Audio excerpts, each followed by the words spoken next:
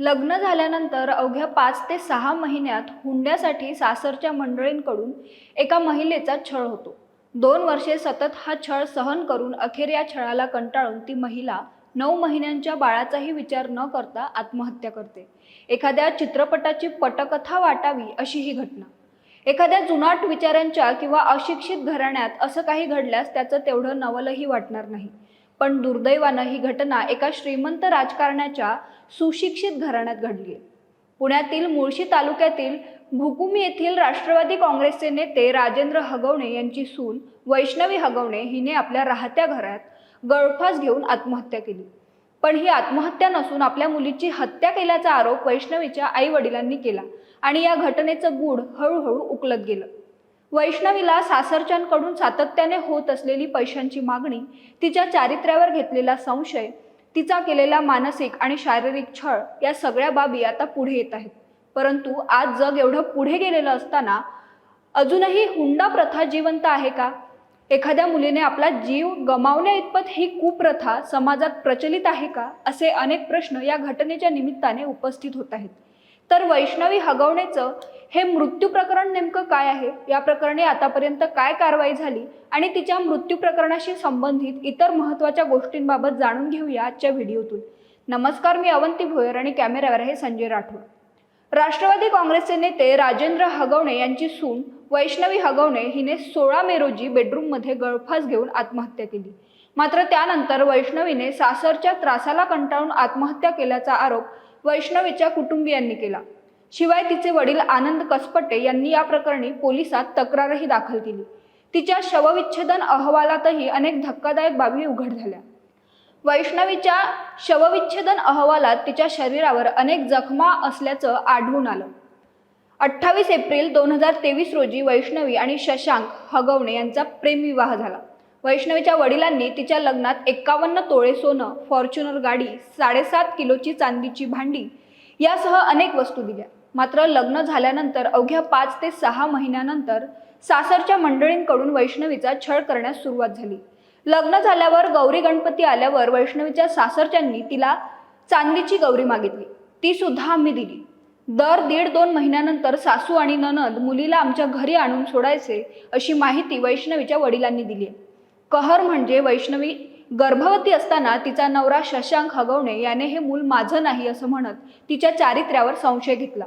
गर्भवती असताना एकदा दोघांमध्ये खटके उडाले आणि वैष्णवीने जेवणातून विष घेऊन स्वतःला संपवण्याचा प्रयत्न केला. परंतु सुदैवानं ती त्यातून सुखरूप बरी झाली. त्यानंतरही वैष्णवीची सासू लता हगवणे, सासरे राजेंद्र हगवणे, नणंद करिश्मा हगवणे, दीर सुशील हगवणे आणि नवरा शशांक हगवणे या सर्वांकडून तिचा छळ सुरूच होता. 16 मे रोजी शशांक हगवणेला वैष्णवी तिच्या खोलीत बेशुद्ध अवस्थेत आढळली. उपचारासाठी रुग्णालयात नेलं असताना डॉक्टरांनी तिला मृत घोषित केलं. परंतु मृत्यू झाला त्यावेळी वैष्णवीच्या शरीरावर मारहाणीच्या जखमा आढळल्याचं सांगण्यात येत आहे. वैष्णवीच्या मृत्यूनंतर तिच्या पाठीवर, छातीवर, पोटावर आणि पायावर मारहाणीचे व्रण पाहिल्याचं तिच्या वडिलांनी सांगितलं. शशांकने जमीन खरेदी करण्यासाठी वैष्णवीच्या वडिलांकडे 2 कोटी रुपयांची मागणी केली. वडिलांनी नकार दिल्यावर शशांकने वैष्णवीला मारहाण करणं सुरू केलं. केवळ पैसे न दिल्यामुळेच वैष्णवीला मारलं असल्याचा आरोप तिच्या कुटुंबियांकडून करण्यात आला.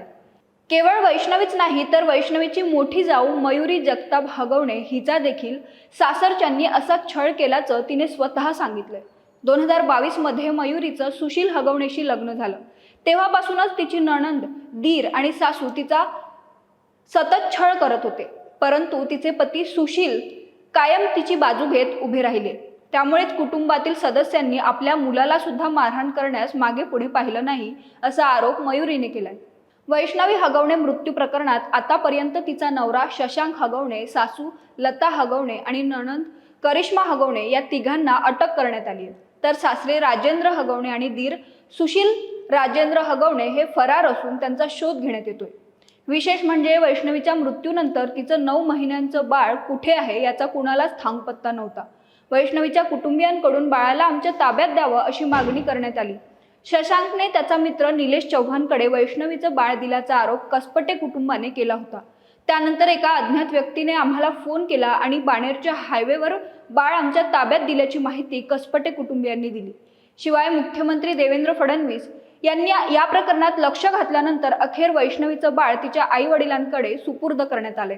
या प्रकरणात इतर कारवाई होत असताना वैष्णवीचं 9 महिन्यांचं बाळ कुठे आहे याबाबत तातडीने शोध घ्या आणि ते बाळ त्यांच्या आईकडे सुपूर्द करा असे आदेश मुख्यमंत्र्यांनी पिंपरी चिंचवड पोलीस आयुक्तांना दिले। तसंच या प्रकरणातील आरोपींवर कठोरात कठोर कारवाई करण्याचे निर्देशही त्यांनी दिले। एवढंच नाही तर उपमुख्यमंत्री अजित पवार यांनी देखील या प्रकरणाची गंभीर दखल घेत राजेंद्र हगवणे यांची पक्षातून हकालपट्टी केली। राजेंद्र हगवणे आणि सुशील हगवणे यांना शोधण्यासाठी 6 पथकं पाठवण्यात आली असून लवकरच ते पोलिसांच्या तावडीत सापडतील। महाराष्ट्रातील अनेक संतांनी त्या काळात हुंडा प्रथेविरुद्ध आवाज उठवला। आपल्या अभंगातून आणि शिकवणीतून हुंडा प्रथेचे दुष्परिणाम सांगून लोकांना जागरूक करण्याचा प्रयत्न केला। परंतु आता वैष्णवी हगवणे हिच्या आत्महत्या प्रकरणामुळे इतक्या वर्षांनंतरही हुंडा ही कुप्रथा अजूनही जिवंत असल्याचं दिसून येते।